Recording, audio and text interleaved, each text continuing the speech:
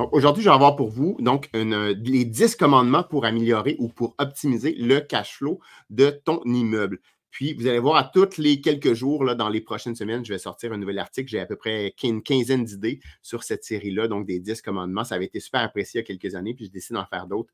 J'ai eu un moment d'inspiration. Donc, on va commencer sans tarder pour parler des 10 commandements pour maximiser le cash flow. Donc, rien de révolutionnaire, c'est juste des rappels. Puis, vous allez voir, ça a parti d'une discussion que j'ai eue avec une cliente également cette semaine. On analysait ensemble là, un immeuble, puis ça m'a popé, puis j'ai dit, écoute, je sais que c'est la base, mais il faut revenir sur cet élément-là. Dites-moi avant que je commence, est-ce que vous avez des trucs et astuces? Comment vous faites dans vos immeubles pour améliorer votre cash flow? Hein? Améliorer le cash flow, bon, soit on augmente nos revenus, soit on diminue nos dépenses. Donc, comment est-ce que vous faites pour augmenter vos revenus, pour diminuer vos dépenses? Avec les immeubles que vous êtes possédés maintenant, avec les projets que vous êtes en train d'acheter, avec dans les années subséquentes, hein, quand on analyse notre immeuble et qu'on se pose des questions, qu'est-ce que je pourrais optimiser, qu'est-ce que je pourrais améliorer dans ma gestion, dans mes charges, etc. Donc, laissez-le-moi savoir dans les commentaires. Juste, je suis curieux de voir ce que vous allez me dire. Ceux qui ne me connaissent pas, ceux qui viennent d'arriver dans le groupe, donc mon nom est Steve Forget, je suis investisseur immobilier à la base et je suis également coach et j'aide les investisseurs immobiliers qui ont peur de se lancer, qui ont peur de se tromper, à faire leur première acquisition de plex ou de multi-logements et ou de faire croître leur parc immobilier locatif. Donc, ça fait déjà un petit peu plus que 15 ans, j'en suis à ma 15e année comme investisseur immobilier, commencé avec un quadruplex à Montréal sur la rue Sherbrooke, donc dans l'arrondissement de Ville-Marie, un deuxième 5 logements dans la ville de Joliette. On a continué un 6 logements à Joliette, un 4 logements à Montréal, des 8 logements, 27 logements, un 10 logements, un 6 à Montréal. Donc, 15 ans plus tard, on est donc à la tête d'une petite compagnie qui possède 110 portes, si on veut, donc 110 logements et unités commerciales. Donc, on a une dizaine d'unités commerciales également. Puis, on gère, en plus des nôtres, là, on gère un peu plus de 200 logements pour d'autres propriétaires immobiliers. Donc, je passe tout de suite au premier commandement. Et ça, c'est exactement ça que j'ai discuté avec ma cliente cette semaine. Tu optimiseras tes loyers. La cliente veut s'acheter dans Rosemont, Petite Patrie, à Montréal, un triplex. Le prix du triplex, là, ça fait du sens par rapport à c'était des 4,5 super bien situés, immeubles relativement en bonne condition. Le toit t'a changé, les fenêtres t'a changé éventuellement, ce n'était pas des cas urgents. Mais là où le bas blesse, le vendeur, le propriétaire qui possède cet immeuble-là depuis plus d'une vingtaine d'années, n'a pas bien géré ses optimisations de loyer. Donc, il y en avait un sur les 3 qui était correct, qui n'était pas encore au prix du marché. Mais dans les 2 autres cas, et l'acheteuse me parlait d'un cas bien particulier, donc où le propriétaire, depuis 15 ans, envoie une lettre de reconduction et d'augmentation à tous les débuts d'année à une de ses locataires, qui est là depuis très longtemps. Et la locataire, systématiquement, refuse l'augmentation. Donc, elle refuse, même si c'est une augmentation qui est en règle avec la régie du logement. Et le propriétaire, son erreur, c'est d'être tellement occupé dans sa carrière, puis de dire « Ah, ça ne me tente pas de me battre ».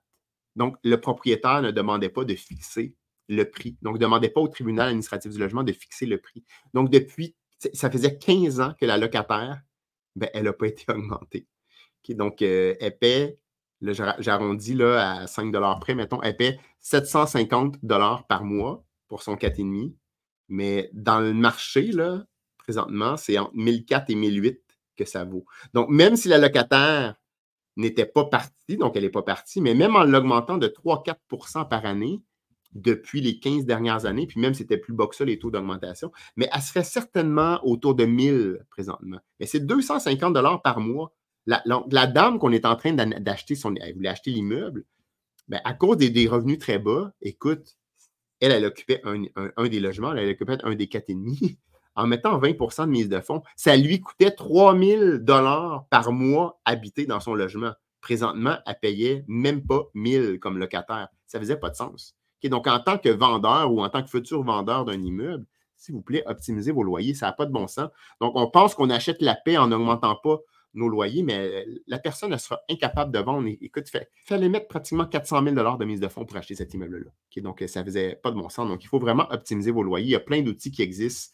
On peut aller voir les prix des loyers sur Marketplace, sur Kijiji. On peut utiliser Ziplex. Donc, on utilise les données qu'on a pour faire nos études de marché. Puis, s'il vous plaît, faites des augmentations raisonnables, mais à chaque année. Deuxième commandement, tu réduiras tes périodes d'inoccupation. Ça, c'est une discussion que j'avais avec mon associé Philippe, justement, hier. Donc, comment on peut, un immeuble, il y a un locataire qui part, tu veux faire des petits travaux, tu gardes le logement peut-être vacant un petit bout de temps pour faire la peinture et tout, ça peut passer. Quand tu es rendu à 2 immeubles, 3 immeubles, 4 immeubles, 5 immeubles, puis que là, tu as plusieurs logements à rénover, à un moment donné, notre taux d'inoccupation commence à augmenter. Hein? On calcule toujours un 4-5 dans les chiffriers de Proforma quand on achète, mais dans la réalité, nous, certaines années, là, on regarde notre taux d'inoccupation à cause qu'on a des travaux à faire, puis on est autour de 8, 9.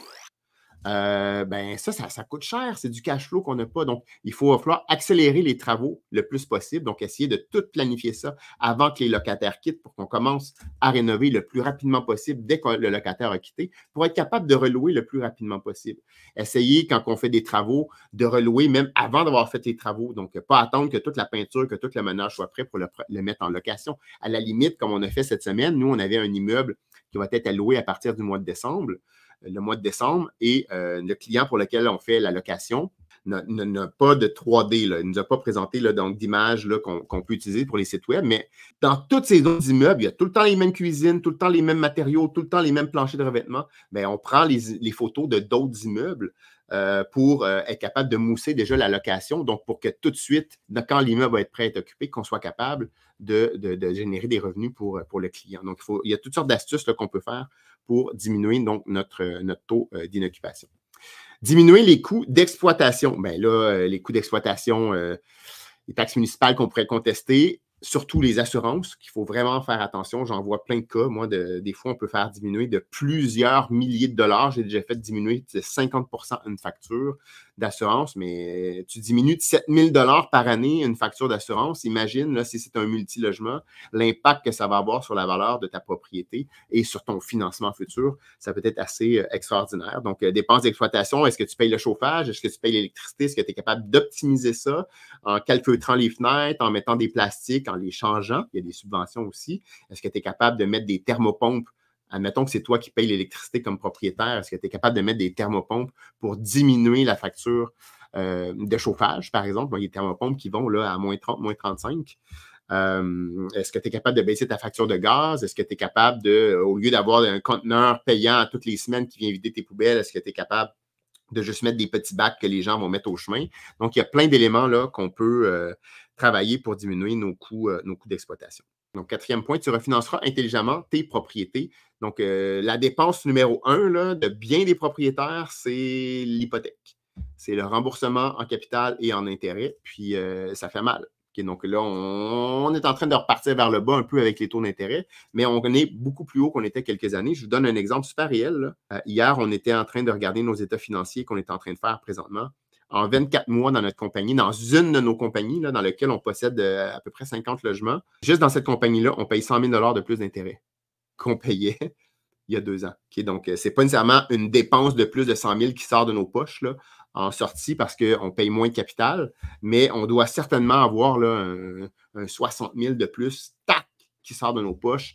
Donc, qu'est-ce qu'on peut faire? Est-ce qu'on est capable de refinancer nos immeubles, de changer de banque, de prendre des immeubles, de les mettre à sur SCHL pour faire baisser le taux d'intérêt? Donc, on a fait ça, nous, l'année passée. De vraiment travailler avec vos banques et vos courtiers hypothécaires pour diminuer votre charge. Donc là, c'était plus dur à faire dans les dernières années, mais là, vraiment, il commence à avoir des belles opportunités pour faire baisser ce taux-là. Le 5e commandement, tu offriras des services supplémentaires à tes locataires. Ça serait quoi des exemples de services supplémentaires? À la base, on le connaît tous, l'Internet. Ça pourrait être de mettre des buanderies payantes. Nous, dans un immeuble qu'on a acheté il y a quelques années, on avait une buanderie commune pour 8 logements.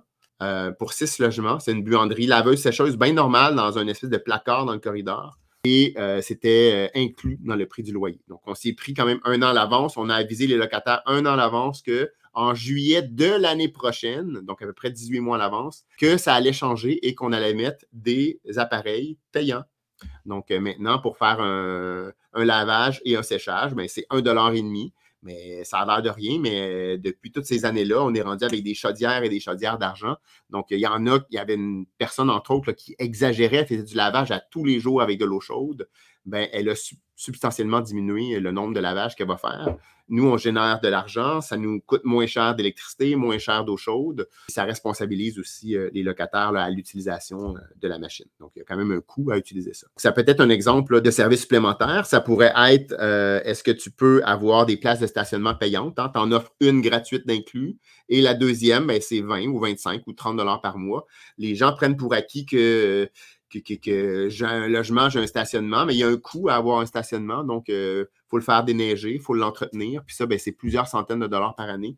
Donc, plus qu'on a un grand stationnement, plus que ça nous coûte cher. Donc, utilisateur-payeur. Moi, si mon locataire ne prend pas le deuxième stationnement, soit que je le loue à un deuxième locataire ou je vais le louer à un voisin sur la rue qui n'a pas de stationnement. Est-ce qu'on est capable d'avoir des entreposages, de mettre un cabanon, de faire peut-être une partie dans le sous-sol où on peut louer des petits espaces de stockage supplémentaires? Le locataire qui ne le veut pas, il ne paye pas. Le locataire qui le veut, il va payer 10, 15, 20 $ de plus par mois, par exemple. Donc, ça a l'air de rien, mais plus qu'on a de logements avec des petits revenus accessoires comme ça, ben, au bout de l'année, c'est peut-être des milliers de dollars de plus en cash flow qu'on va avoir. 7, tu choisiras tes locataires avec soin.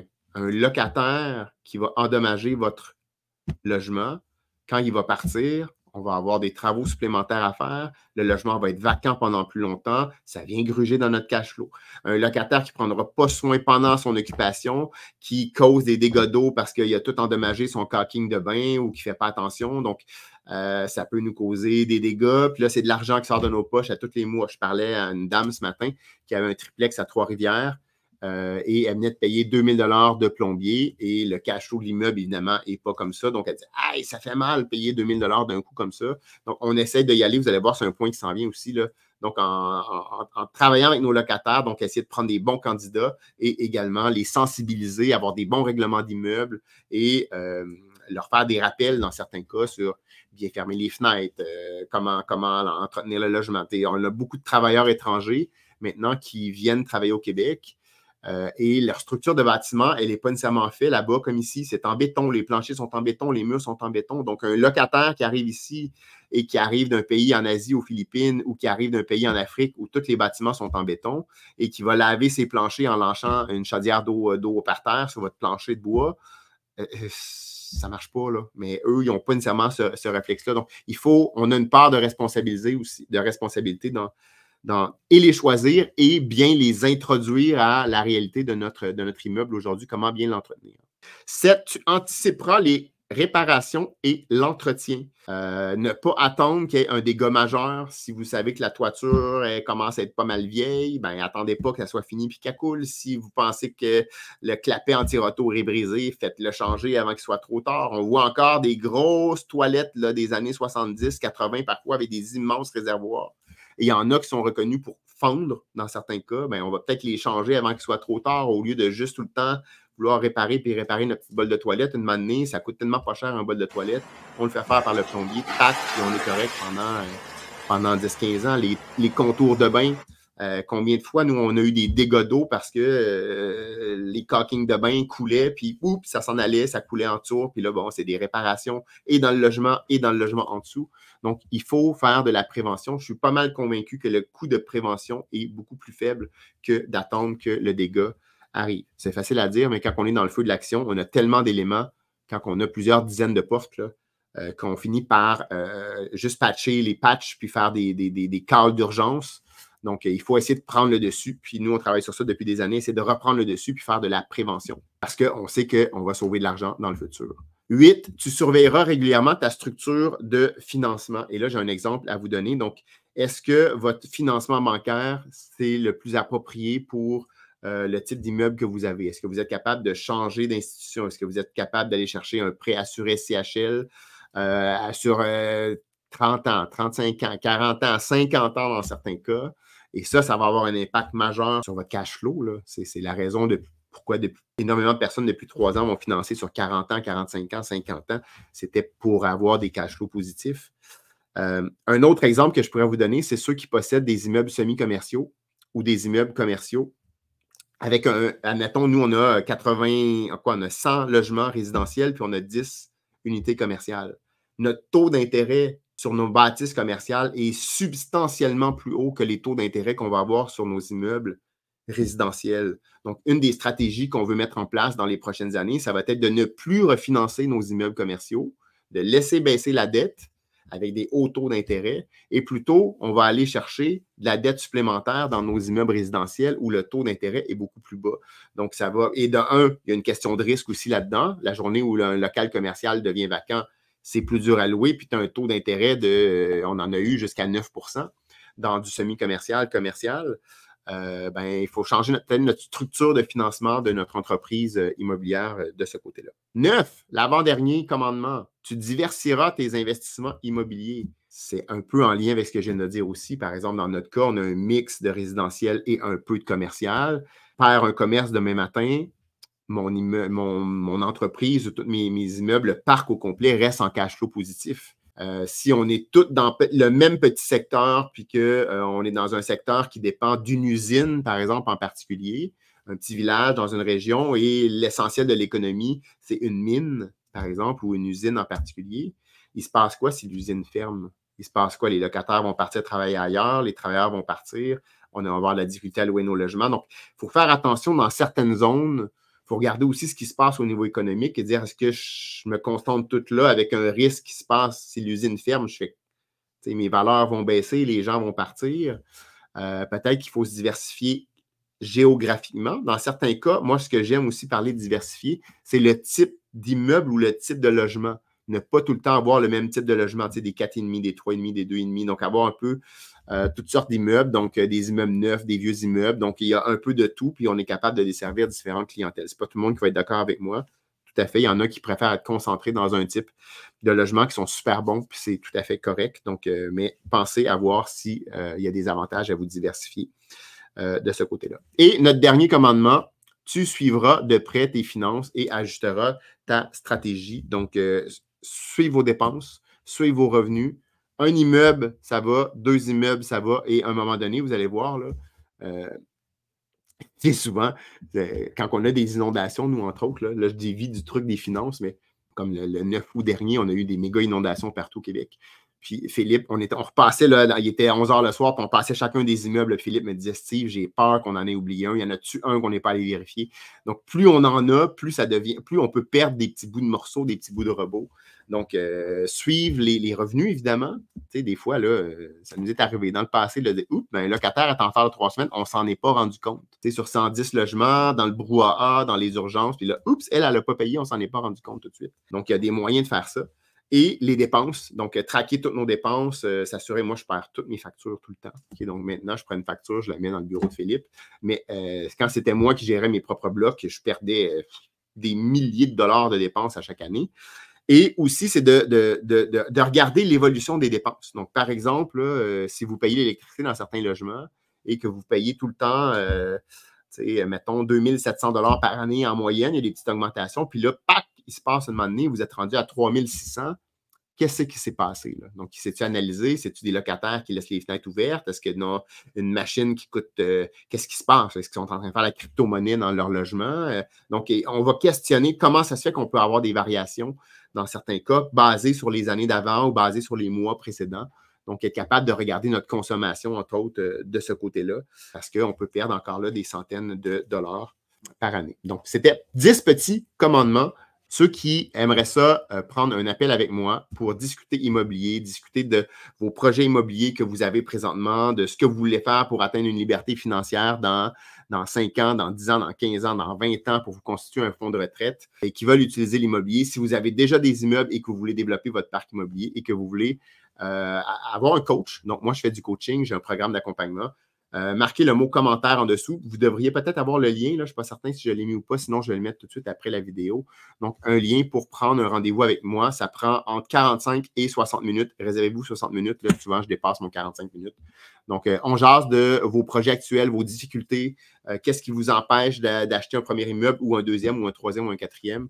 Et on se fait un petit plan de match. Puis, on voit si on est un bon fit pour que je sois votre coach et que je vous accompagne dans l'atteinte de votre indépendance financière avec ce fantastique véhicule qui est l'investissement immobilier. Donc, juste marquez le mot appel dans les commentaires, puis à tous les quelques jours, là, je fais un petit suivi, je vais aller vous écrire pour vous envoyer le lien pour recevoir mon calendrier pour réserver. Généralement, j'ai une dizaine ou une douzaine de jours à l'avance d'ouvert dans ce calendrier-là.